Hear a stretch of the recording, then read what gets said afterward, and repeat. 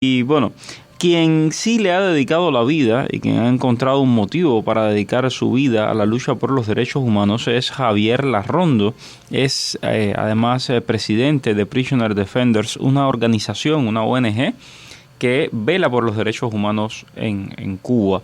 Lo tenemos en línea a esta hora. Javier, muy buenos días, ¿cómo estás? Muy buenos días, Mario. Gracias por tus palabras. Dime. Sí, Javier, Prisoner Defenders acaba de sacar un comunicado sobre la situación de Alina Bárbara López Hernández. Ella es una intelectual cubana, una intelectual además que se considera a sí misma como una socialista, como una izquierdista, a la cual el régimen cubano está persiguiendo. Sí, correcto. Y lo sigue manteniendo. Ella es socialdemócrata y lo dice claramente. Lo que no ha sido nunca es miembro del Partido Comunista, pero porque siempre ha tenido una visión con una cierta independencia, ¿no? Pero desde luego socialista lo es y convencida. Y esto es muy importante porque el régimen cubano, cuando ataca a personas que son socialdemócratas, está atacando supuestamente a los cimientos de su fundación. Pero todos sabemos que esos cimientos son falsos y, por lo tanto, evidenciarlo es muy importante. En el caso de Alina, pues todo se causa, todo se precipita a partir de una reunión con Josep Borrell el 25 de mayo, que Josep Borrell la tuvo a escondidas. Pero claro, a escondidas del régimen es imposible, porque la tuvo en la sede de la Unión Europea en La Habana. De manera que consiguió dos cosas. Una, que el régimen supiera de la peligrosidad política de Alina a la hora de la llegada de Eamon Gilmore a Cuba ya en noviembre. Y dos, que el régimen pudiera reprimirla sin límite porque Josep Borrell demostró que no apostaba por defender a dicha señora, porque ni siquiera hizo pública la defensa de su caso, de su situación y de sus visiones, ¿no? Tal cual, a Borrell lo vimos con empresarios, con todo este discurso de aléjense de Rusia, que nosotros le vamos a dar dinero para que levanten el país, etcétera, y no sabía que se había reunido con algún opositor o con algún intelectual cubano. Sí, se reunió con Alina. También parece que hicieron alguna gestión para ver si podían reunirse con familias de los presos políticos, pero el régimen le dijo que no y ellos, muy obedientes, no tuvieron dichas reuniones. Pero bueno, Alina, digamos que como es una intelectual de izquierda, socialista y tal, al régimen parece que debió costarle más decir que no, porque seguramente se lo preguntaron también. Ellos no hacen nada sin que lo acepte el régimen, porque claro, la Unión Europea tiene que acatar las órdenes del régimen, ¿no? No solo en Cuba, sino a veces también fuera. Y bueno, a raíz de esa reunión, que es lo que estamos hablando, cómo lo dejó frente a los caballos, surgen una serie de detenciones, citaciones. En una citación le hicieron una citación falsa, sin fecha y hora, sin objetivo. No había causa penal, no había investigación, no había denuncia, no había nada. Y ella, evidenciando la ilegalidad penal de esa citación, en la ley de proceso penal o en el Código Penal, no hay todo apunta a que toda la demostración, o sea, esa citación se demuestra como ilegal, no cumple los requisitos. Bueno, pues ella se negó, a partir de ahí la detienen al día siguiente y el propio fiscal reconoce que la detención se produjo antes de que existiera denuncia, orden de arresto, cualquier tipo de proceso penal, lo cual ellos mismos están diciendo que la detención vino antes que los delitos. Entonces es una detención arbitraria desde el inicio. Y ahora la quieren procesar por juicio sumario el día 16 de noviembre, que es otra aberración del debido proceso, ¿no? En contra del debido proceso. O sea que todo es un elenco de barbaridades, ¿no? Y por suerte lo hemos podido demostrar. Exactamente, es un evento de barbaridades. ¿Y qué es lo que cuáles podrían ser las consecuencias de esta citación para Alina Bárbara, de este juicio al que se le quiere someter?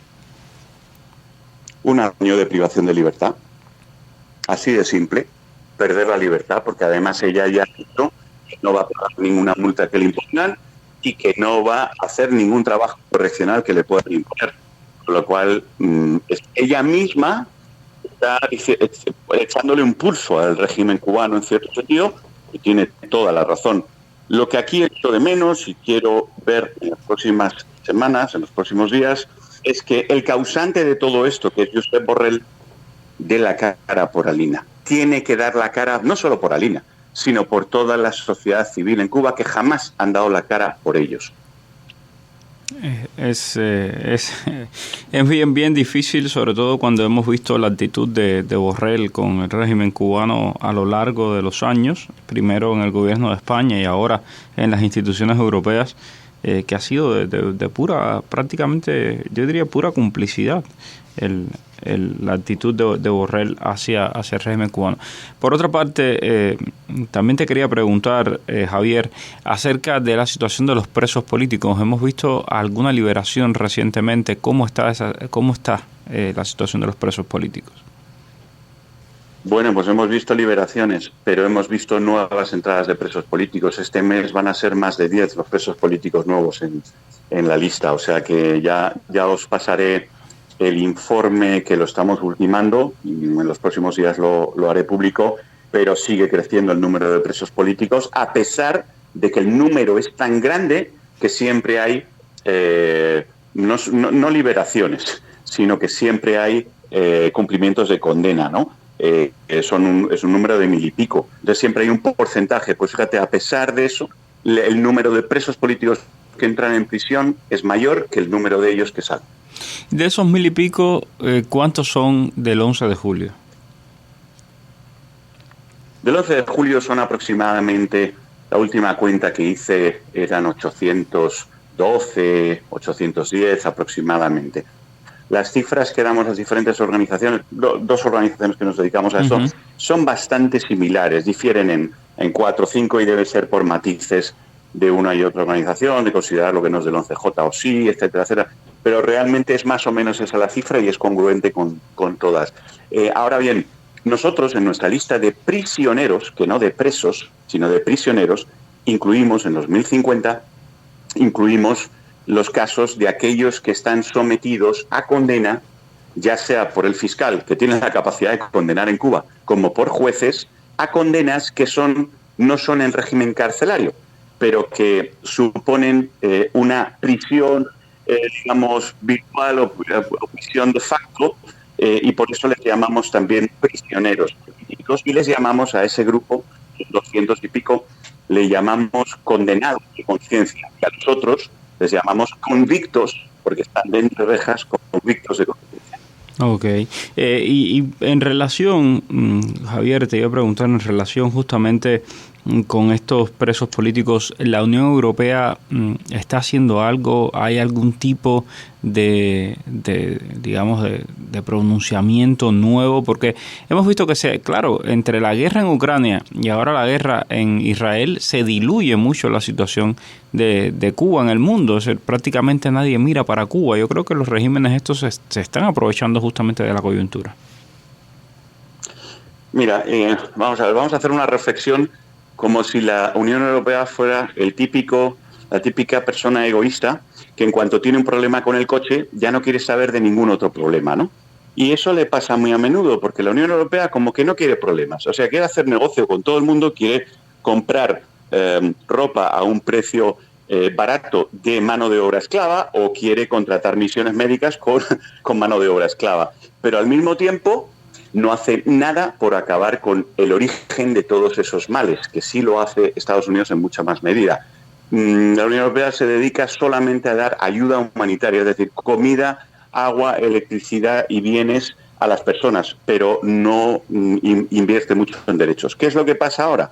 Que con la situación de Ucrania, que es tremendamente delicada para la Unión Europea, y la situación de Israel, que no te cuento, porque la Unión Europea no sabe ni dónde meterse en todos esos dos bandos, no sabe ni cómo encontrar el equilibrio de quién es el causante, quién es el agresor y quién es el agredido, ¿no? Y quién tiene derecho a defenderse o quién no, y todos esos matices están generando unos problemas muy grandes en la Unión Europea. Evidentemente, en Latinoamérica no quiere otro problema más, de manera que no vamos a ver a la Unión Europea pronunciándose con carácter sobre lo que sucede en Latinoamérica, porque encima Cuba, México, Bolivia, Argentina y Brasil, por ejemplo, son países, y Venezuela, y Nicaragua, son países todos del eje de Cuba, y Cuba incluso lo toman como un interlocutor válido con el que tienen un diálogo, dicen franco y sincero, para intermediar en temas como la guerrilla colombiana, etcétera, etcétera, la guerrilla que la propia Cuba creó. Uh-huh. O sea, ese es el posicionamiento de la Unión Europea, estratégico en Latinoamérica. Es decir, no me meto con lo que está pasando porque no quiero líos, y además encima cojo como interlocutor válido a un grupo de criminales que son los que me han causado los problemas en toda Latinoamérica, ¿no? Sí, es increíble lo que pasa, ¿no? con la Unión Europea, porque lo vemos todos los días, la misma situación ahora con Israel, la misma situación con la guerra en Ucrania. Se han visto bastante unidos, sin embargo hay alguno que otro que pues, tiene su opinión ahí de que no deben darle armas a Ucrania. Lo hemos visto, bueno, en el caso de Cuba y de Venezuela es impresionante, ¿no? La manera en que miran para otro lado olímpicamente, con quienes más los hemos visto un poquito, digamos, frontales es con el régimen de Daniel Ortega, que han sido un poquito más frontales que con Cuba y con Venezuela. Sí, porque lo de Daniel Ortega, como Daniel Ortega no es tan hipócrita como los Castro, es decir, es un salvaje y además lo manifiesta, los Castro son unos salvajes, pero son tremendamente hipócritas, civilinos, y tienen una metódica que les permite, digamos, no parecer tan salvajes, salvo que te quieras meter en el asunto y quieras estudiar lo que pasa. Pues efectivamente con Nicaragua sí se han lanzado a críticas feroces. Pero con Cuba, pues como que no se sienten con la misma fuerza. Y luego no olvidemos algo: toda la izquierda europea ha tomado la situación del 59, aquella revolución que fue una revolución, la han tomado en su corazoncito como si fuera la gran esperanza de derechos humanos en el mundo y de lucha contra el imperialismo. O sea que les cuesta tremendamente darse cuenta que han sido tontos durante 64 años. Tontos y algunos malos, pero les cuesta mucho. Y además tienen electorado que está profundamente arraigado con el Che Guevara, con el régimen y con todos estos criminales. Entonces es una posición difícil, que hace falta gente en la izquierda con un carácter y con una templanza importante para afrontarla, pues como un Javier Nart, por ejemplo, que fue consejero de Felipe González, estuvo en el gobierno de Felipe González, y es un referente de la izquierda española, y ese sí es una persona con el carácter y con la templanza y con la capacidad de, digamos, juzgar las cosas desde un punto de vista objetivo. No nos pasa ahora eso con la izquierda que está en el poder en España, que es la que domina sobre la política latinoamericana, y desde luego en Europa, ¿no? Ok, bueno, pues quédate con nosotros, por favor, Javier. Vamos a un breve corte y al regreso, que justamente adelantaste el tema, te quería preguntar cómo ves tú que se pueda tratar la política hacia Cuba desde lo que puede ser prontamente otro gobierno socialista en España.